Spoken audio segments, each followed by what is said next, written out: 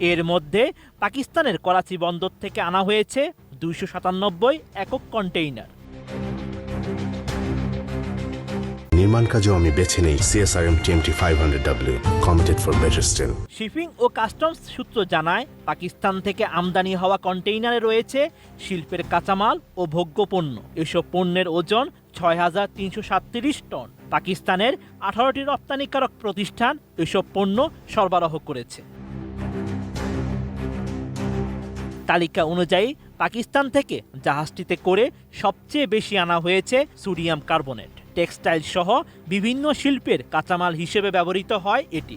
মোট 115 কন্টেইনারে রয়েছে sodium carbonate. দ্বিতীয় সর্বোচ্চ আমদানি পণ্য হল খনিজ পদার্থ ডলোমাইট। ডলোমাইট রয়েছে 46 কন্টেইনারে। মোট 35 একক কন্টেইনারে আনা হয়েছে চুনা পাথর। ম্যাগনেসিয়াম কার্বনেট আনা হয়েছে 6 কন্টেইনারে।